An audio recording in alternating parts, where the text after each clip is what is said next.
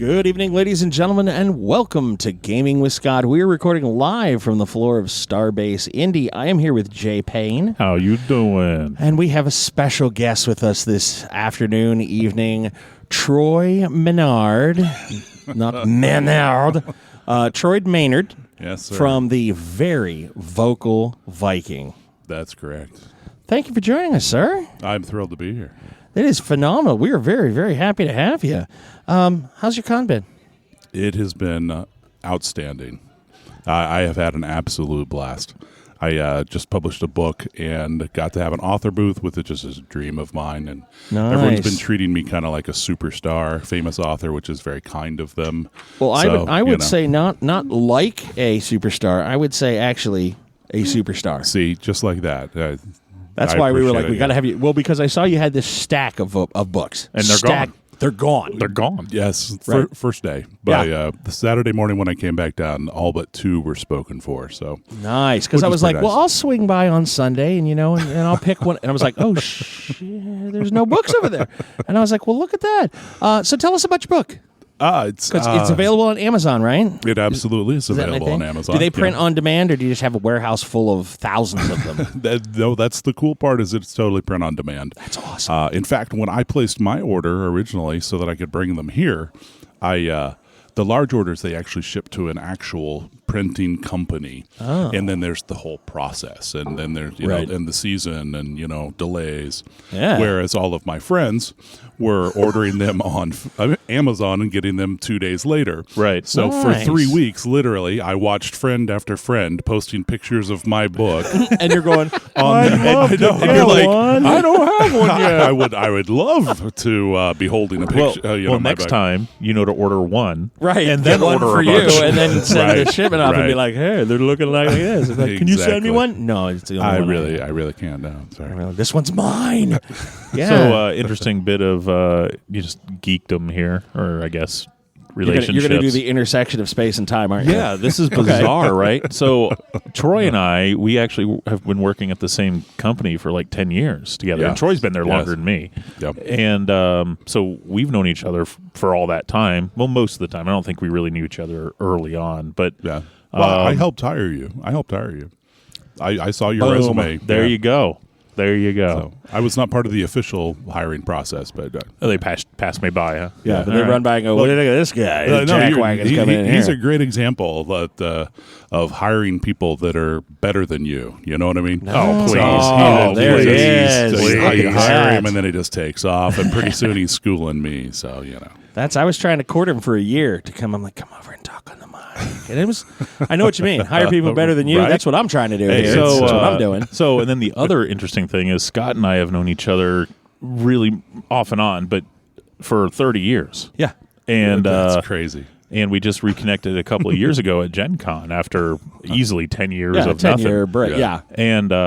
And then I get here to the con, and I'm like, oh, Troy Maynard's here. And Scott's like, oh, yeah, hey, Troy. So Scott knows Troy. And I'm like, he goes, what? literally, he did the Deadpool double take, like, what? And he, how do you know him? And I'm like, well, a couple years ago, we met in conjunction. It was a thing. We've kind of, on and off. And and immediately upon meeting him, I followed him on Facebook. And there's all of the posts of the young ones. Yes, and these yes. conversations that are just phenomenal, that just make me giggle and laugh. And then it's like, well, I'm going to write a book. And I'm like, yes, you should. Yes. Yeah. And needless to say, I'm going to have to go to Amazon and get my own cut, which is perfectly fine. And then I'll swing by on one of the times when we intersect, and I would like to get an autographed copy if that's at all Absolutely. possible. Well, and actually, what I've been doing is taking advice from the established seasoned authors here. Mm-hmm. I'm actually taking pre-orders. I'm calling them pre-orders, but obviously should, they're 'cause not. that sounds actually very pre-orders, authentic. But it sounds. Oh yeah. It's official A lot of sounding. credibility. But several people have actually paid for a copy, and as soon as I get more, I will sign it and ship it to them. Oh, So nice. you're certainly welcome to do that. But people like yourself, where I know I'm going to run into you, We'll fairly meet. soon. Yes, yeah. There's a vital piece of information we're missing here. What? What is the title of your book, Troy? The title of my book, it is "How to Raise Viking Children and Other Tales of Woe." Can you give us Nice. what? Why would somebody order this book? What are they going to get out of this book? Well, as Scott mentioned, for 9 years now on Facebook, just for fun. And they've been brilliant. I'm sorry, I interrupted. Go ahead. No, absolutely. But my kids, I've got these really sassy kids that we're raising in a way where we let them speak their minds to a point. You have to have a line, but our line's pretty far. Well, and it's always encouraging the children to, as George Carlin says, I've got this real moron thing I do. It's called thinking. Exactly. It's encouraging them to think and experience the world. Yes. So, it occurred to me, and I just thought, hey, I'm kind of, this is slipping by me. I wish I could remember all of these little things that they said. Like, I know I'll always remember that they said funny things, but I won't remember. And I thought, I need to write this down. And one day I put it on Facebook because I thought, a couple people might think this is interesting. And suddenly, everyone is like, oh my God, that is hilarious. I can't believe your kids say that. So it became a thing. And I did it for years and years and years, and then converted it into a blog. So now it's veryvocalviking.com. So Excellent. All of them are out there and backdated, so you can go through and order and do all the whole thing. And then a lot of people were saying, oh, this should be a book. This should be a book. And and at that point, I started writing more of kind of personal essays, like just talking about parenting and how bizarre parenting is when your kids get old enough that you suddenly are like, oh, that's why my parents did that. Yeah. That's why I thought they had no idea what they were doing. Because I don't. Right. Because they I didn't. don't. Yeah. Right. Mine was my parents gained so much knowledge between my age of 21 and 25. Yes. Those people learned at a clip. Right. And it came to Right. me like, oh, I just stopped being an idiot Yes. and figured out. Yeah. Yeah. And I found in those essays what I liked and what seemed to really actually connect with people is I try to keep it pretty real. Like, there's a lot of sugarcoating on Facebook. And there's a lot of, here's the public facade. And, I feel like Pinterest is kind of doing a disservice to the world because it's all window dressing. And then people start living and thinking that's how the world works. Right. Sure. And I don't know if you've ever tried to make anything off of Pinterest and see the reality, and it's Nothing quite like different. yeah. And so Right. I'm very honest, and I tell people having kids is one of the worst things that'll ever happen to you. Mm-hmm. It ruins your social life. It financially, it's horrible. You're running, you're constantly working for these other people, and then they get sick. I've actually had the conversation with my children. We're reinstalling a toilet, and they're like, "Oh, I'm not going to touch that." And I'm like, look, Yeah, you will. You're going to touch it. You're going to touch it. Life is about touching poop. I'm sorry, people. Spoilers. When you arrived, guess what? Yes. Yeah. Guess what we did for a couple of years after you arrived? Yeah. So I try to keep it real, and I try to really, and frankly, it's been a little bit of therapy. I've even worked out some of my, history and forgiving my father, and that whole kind of thing. So I kind of Cathartic. Very nice. Yeah. So there's some depth in there as well. So That's wonderful. That's fantastic. And one of the things that I've really enjoyed just about watching the posts that you have on Facebook, and I can't wait to read the book, is there is this phenomena which I don't think any of us engage in. Phenomena. Dun. Sorry. Go ahead. That I think deep down all of us want to do a musical at some point. Anyway, clearly, of helicopter parents. yes. Like Yes. these people who are like, oh, well, little Jimmy can't ever scrape his knee, and Yes. and I have to help them onto the. I mean, they're 12 years old. Let me hold your hand to get you onto the Yes. minivan, and Yes. and you don't. Purport. I mean, that you're not the on the opposite. helicopter. Yeah, very much the opposite. You give them a safety net so that they can trip and fall, and not. Yes. No catastrophe is too big to be life-threatening and ending. Yes. But other than that, Yeah. Yes. oh, you're going to climb the fence. Well, little Jimmy might fall and hurt himself. Well, little Jimmy's going to learn not to climb that fence. And Exactly. they know where the Band-Aids are, right? Right. Yes. Right. Exactly. Well, You don't need to be there to give to put it on Well, them and all we the have time. we have rules in our house. If you're bleeding, come get me. But up until that, you're Yeah. probably okay. Try to deal with it yourself. And if you're upset and you want comforted, absolutely come and do it. But Sure. As far as an injury, if there's blood, take care of it. Right. But when you do come to me with that skinned knee and you're just hysterical, I am going to ask you, and have done this repeatedly, and I've said, whoa, are you going to die? Yes. And they're like, no. Okay. Right. And they're like, oh, well, yeah, I'm not going to get a ton of sympathy. I mean, I'm going to get it'll be okay and we'll make you feel better, but you're not going to die. So the histrionics, let's ease back off of there. Because one of our rules is you panic, you die. So hey, that's a life skill right there. There it is. That's wisdom. Yeah. And I don't take a lot of credit for that. That's actually my wife.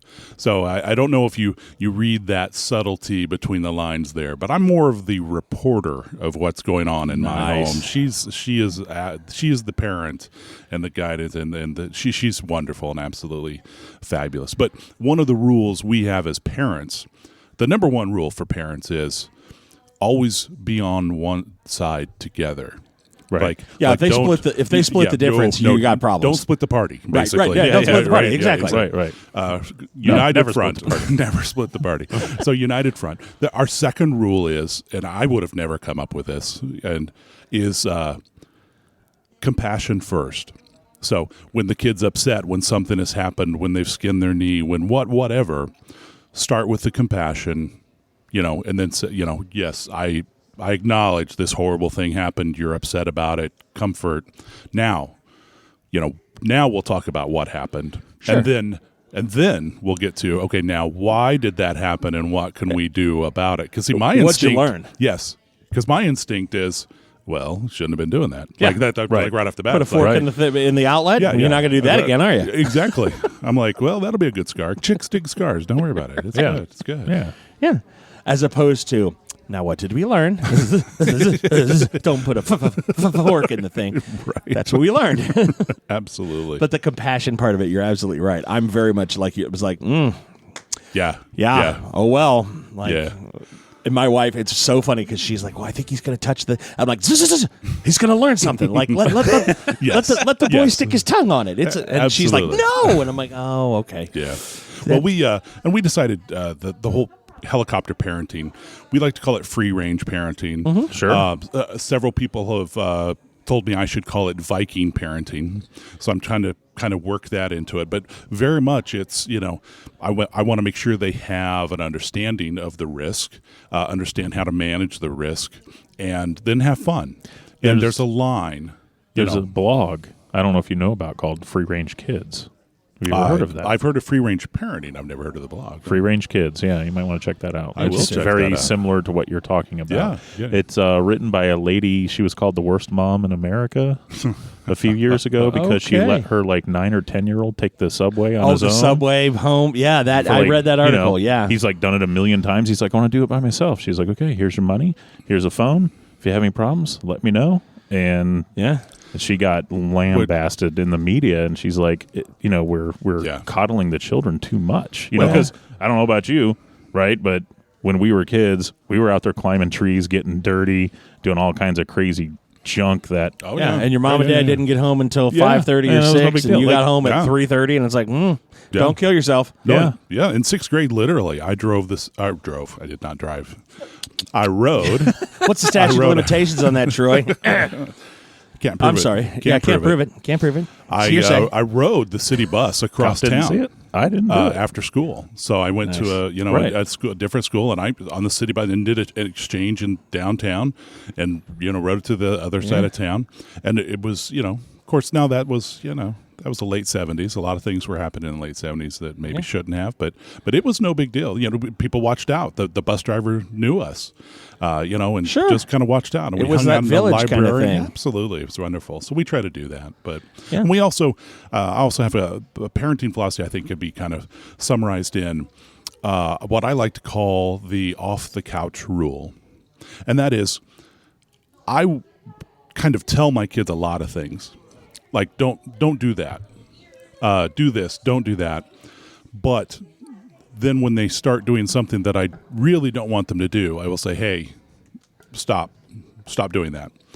And they know that there's stop doing that, and then there's something I'm willing to get up off of the couch and enforce, right? Right. So they know, and they he's getting up. So they're All right, like, he really, really means this. And so I'm careful to choose that. You know, I want that line to be as far back as possible and let them have as much room to play in that space and experience it. And that's part of why we bought property with woods. I mean, my kids play in the woods. Yeah, let them go play. I grew up with 22 acres behind the house. It was like, go play. Come back with poison ivy every month. Well, whatever. Who cares? And the science, you'll get over it. The science is catching up with that and saying, there are physiological, psychological issues with kids that don't get out and get in the dirt.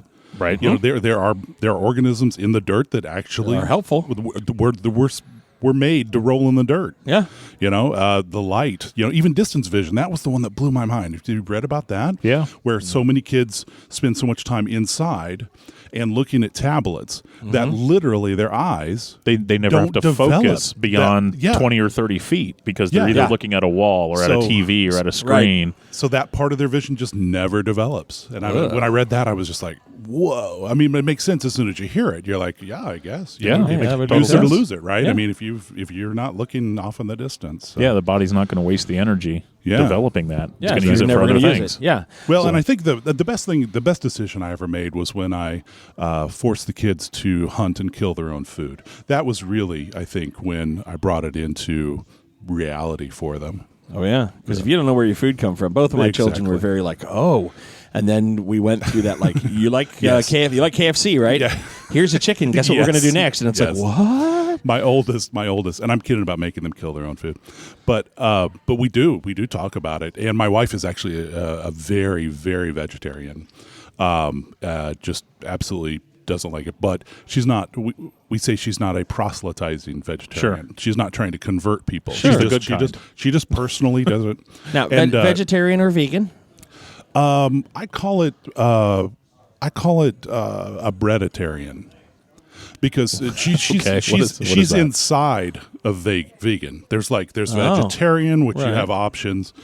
There's vegan, which is even more narrow, and she actually exists well within even vegan. So she's extremely but picky she's about not, what she and eats, this is a term that we're really trying to get on. She's not one of those vegangelicals. Exactly, she is not. She is absolutely. In fact, when we started dating, she figured out fairly early on that I'm a fan of meat consumption.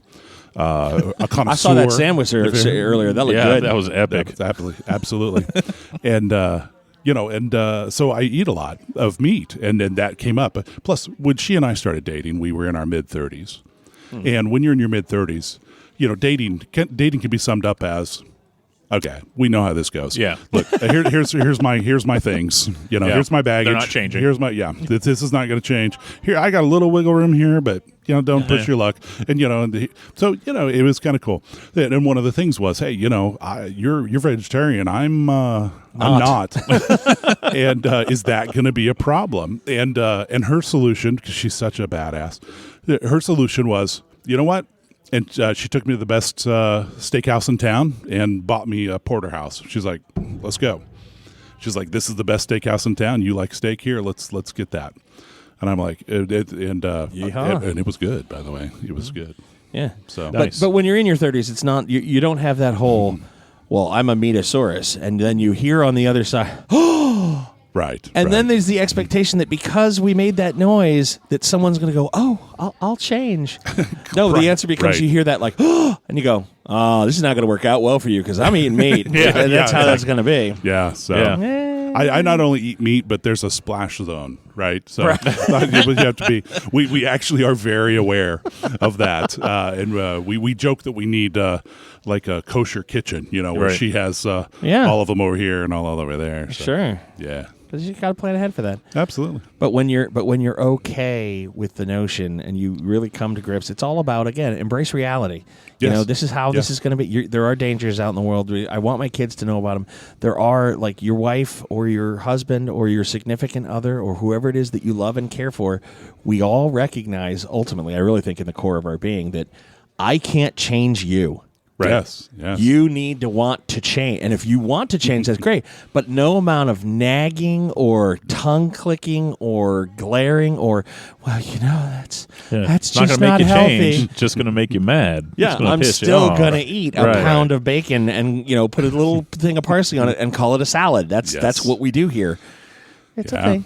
So, yeah. and as long as you embrace reality for what it is, I think all parties can be happier and to bring this full circle, especially your children. Yeah, absolutely. And that's what and bring it back to me, of course. That's what I like about you, Troy, the healthy sense of narcissism. You're among friends here. And I'm humble too. So Yeah, you are. I'm the most You're humble guy I know. extremely humble, sir. And, but with the writing and doing the different various things, I got to the point where I contacted a friend referred me to a local web magazine, Limestone Post magazine in Bloomington. And he said, "Oh, they would love your stuff. They would probably publish you and you get some exposure." I'm like, that sounds good. But I don't want to be that guy. And then I was like, you know what? I'll be that guy. So I walk up to them at this, farmer's market, and I'm like, "Hey, I'm a blogger," and you see, their eyes kind of glaze over. Yeah. Don't tell me about your character. Oh, I'm Yeah, sorry. yeah, I'm sorry. Go right ahead. Exactly. I play D&D too. And I'm like, "Hey, I'm a blogger, and my friend says, I should talk to you guys about writing." And they did the polite, "Oh, that's great. Here's we'll my call card. Send me an you." email. Yeah, Let yeah, me. we'll call We'll get you. back with you. Exactly. Sure. So, and of course, a couple days later, I was like, "Oh yeah." So I sent them the email saying, "Here's my blog. Here's some links to the things that I think would kind of work with it." And I read their magazine, and here's what I think would fit in with kind of where you guys are. Right. And I thought that was a fun exercise. Let it go. Sure. Nothing's going to happen. Get sharpen the claws for when later down the road. And 2 weeks later, they were like, "We really like your stuff. Let's get you published." And so I now have a column on a regular column called My Dad Voice in Limestone Post magazine. Excellent. So I'm author, published magazine. That's right there on his sign. columnist. Author, blogger, father foodie, geeky gamer, wedding officiant, storyteller, giant dude, expert hugger, and usually hungry. I keep it real. Yeah. I Yeah, feel it's like very you good. got to put it out there. I mean, what else do you need to know? Well, I was just glad that we were able to be in the same room as the guy. Okay, that's what I'm Right. saying for the entire weekend. right? I was extremely pleased. I do have a question though, Yes, sir. and it's not a good question. It's not a happy question. It's one of those investigative journalists that I'm warning you now. The right hook. I'm ready. So I'm you've ready. got I think Troy could take a punch. Go ahead. I'm ready. I think he could, but I'm No, just that's one of my superpowers. I have Viking blood. I can take a punch. okay. So you have a Viking helmet. I do. Over on your table. You do. I do. It's right there. There has been some controversy There is no controversy. that authentic Viking helmets did not have horns. That is correct. What is your take on the Viking helmet with horns? Is that? I mean, I don't. There's no controversy at all. They did not wear horns, period. All right, because I noticed that you have a helmet over there that has. Talk to us about Absolutely. the Viking. What's with the horns? The horns are just part of the Can the you gimmick. tell I'm trying to find something? No, actually, I think about this That's quite great. a bit. I think That's about great. it quite a bit. And I actually don't wear the horns. So I have collected Viking horn helmets. And I literally refuse to wear them because I don't, because actual Vikings don't. Right. And, Why would you collect them then? people give them to me. Oh, okay. And Yeah. I have had them over the years because I've done many Viking costumes over the years because it just works. It works. In does. fact, I won a work costume contest as a Viking once. Nice. Because it just kind of works. And so I kind of stuck with that. But actually, in the last few years, I have met and have been talking to and some online groups with actual Vikings, people who, kind of follow and some practice. In any group, you've got the zealots and you've got the casual and everything in between. And I'm on that spectrum. I think the Norse gods. I mean, Odin was the dude, man. I mean, you read about Odin. I mean, as far as all the mythical characters out there, genuinely, I think Odin is absolutely the best role model and just kind of guidance. I mean, wisdom. Giving up an eye for wisdom. Mm-hmm. I mean, that's a lot better Not than for power, not for might. And what does Thor do? I mean, he bounces his hair and hits people. I mean, it's, he's pretty. is pretty, yeah, that's L'Oreal, Yeah, and then, exactly. and then he hits people really hard, and it's like, oh, Thor, and it's like, okay, so but the world needs Thors also, Sure, and So I am a Viking. I got a Viking tattoo of Odin, which I think is really, really cool. And so I try to respect. What I'm saying is I very much respect that. And I try to keep that line because I don't actually like that Vikings are the gimmick du jour. yeah, Yet I am very much pro Viking, using it as a gimmick. I mean, I'm very much I'm right in there. So I try to do everything I can to not abuse that. Sure. And respect it. In fact, one of the surprises in my book, and you haven't seen it yet, one of the surprises is that one of my wife's best friends is a PhD, and her dissertation was on how Viking culture has matured into the modern age. Interesting. So I thought, would you write a foreword for my silly book about Vikings? Nice. And she actually wrote this wonderful scholarly discussion about, Troy. Here's what Troy is doing, and here's, it is kind of Viking. Your Vikings are all about. And here's the way that it dovetails into the research. Absolutely, That's fantastic. And she actually quotes, old Viking texts. Nice. And I mean, it's so it almost makes my book seem legitimate. Nice. Well, the way it flew off that table, no, that it's seems legit. legit, It's man. legit. I was Right, like, whoa, what the hell? Well, and as a curious aside, there was an article, what was it, 6 months ago, 7 months, about they found this Viking tomb, and there was all the stuff in it, and there was all the war regalia, and you're like, oh.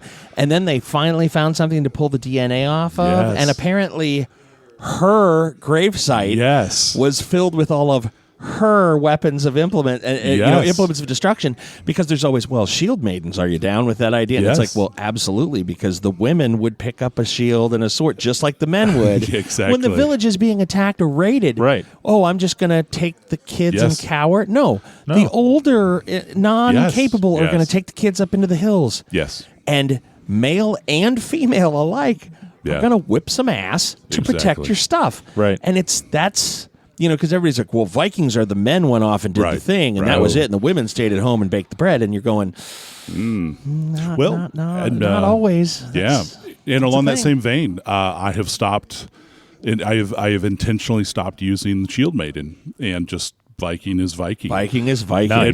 Nice. And that dovetails very nicely into something that I like to talk about, and that is how offensive it is to me that racists have started to take over, misappropriate, right? Viking iconology and things, the master race.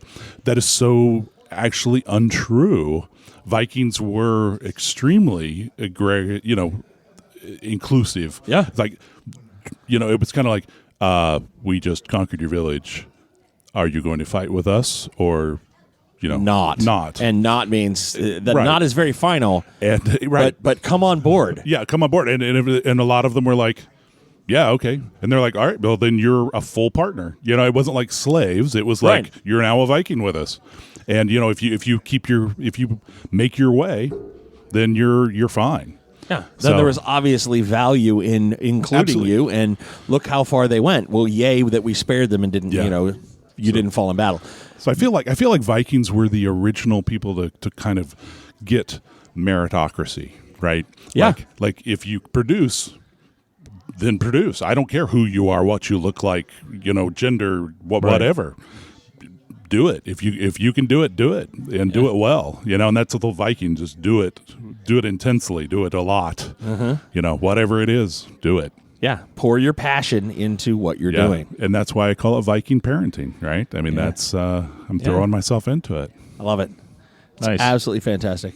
So where can we find you out on we've got veryvocalviking.com. Yes, that's my website and blog. What do we have? The tweets and the Facebooks and the... I'm a twit. I tweet occasionally, and that's Very Vocal Viking on Twitter. And that's the nice thing. Part of how I chose the name was, There are no other Very Vocal Vikings out there, so I was able to get all the handles. There are a few that are like, yes, they mutter, but they're not very vocal. Not very vocal. And there are a couple that are vocal, but not very vocal. Exactly.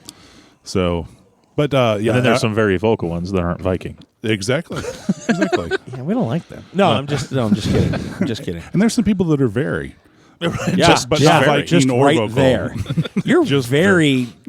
That's just it. Just you're done. I'm done here. Yeah, I can't even. Right so, on. But also Facebook. I do most of my shtick really is on Facebook. Yeah. So I have a Facebook author page.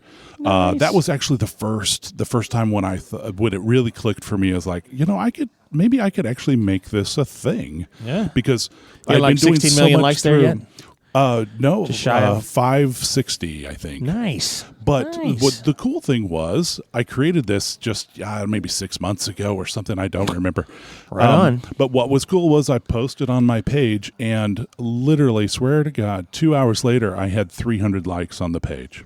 Yeehaw. And I was like, that was the very first real click where I was like, oh, I think I can actually make this a thing. Awesome. Maybe I've got some support here. So. Yeah. So and other than that, pretty much I'm having fun. I have been tempted many times when I'm writing things and for the book and different things. Many times I get that temptation where I'm like, maybe I should start writing this way, and maybe I should change what I'm doing to be a little more like this because people like that, and you'll appeal. Let's do it. I'll compromise a little exactly. And every time I have said no. This got where it is because I was doing what I wanted, and I'm enjoying it. And as long as I'm enjoying it, then I will always be a success, right? And I think the passion and the pure honesty of person, because it's very funny when I read the stuff that you write. Yeah, it so matches what you say and how you are, and it's not like, well, he wrote this stuff, but it's nothing like that in No, good. It's that's him right there. It's you. That is a fabulous compliment. That passion and honesty is, I think, one of the big selling points. That makes it so good. That's wonderful. I love that compliment. Thank you. Like it a lot. All right, Very Vocal Viking, Troy Maynard, or for our French listeners, Maynard. I'm sorry, I had to massacre that one time. And I'm from Terre Haute too. So the French speakers are like, no, it's Terre Haute, and I'm like, no, I'm from there. It's Terre Haute. No. And don't get me started on Versailles. Yeah, yeah. Or Louisville. Lol. It's there's like 3 letters in there, right? How do you pronounce this? Just swallow your tongue. Yeah, just. Was that right? Yes, very good. The accent was perfect. What? So we're here with Troy Maynard, the Very Vocal Viking. You can find him on Twitter. You can find him on Facebook. We will have links in our show notes to find all of his stuff. We'll be tweeting this out as well. We'll tag you in it. We'll give the Very Vocal Viking as much love as we possibly can. Thank you. Gaming with Scott, we are a big fan of the Very Vocal Viking. I'm all about the love. Awesome. Expert hugger. Yes. We got anything else we wanted to ask? What's your secret? I'm good. We already got the secret. Honest and real and be there. And food. What food food pictures. Yeah. I love my food pictures. Yeah. So do I. I give good food porn, I'm told. You do? Yeah. What was the one that said you had me at charcuterie, and I went, I know. Yes. Oh, it was so beautiful. It was so good. All right. Well, Troy, we thank you for being out. We thank you for coming and talking with us for a little bit. Thrilled to be here. Thank you very much. Wonderful. And as always with Gaming with Scott, you'll hear from us real soon. Bye. Bye.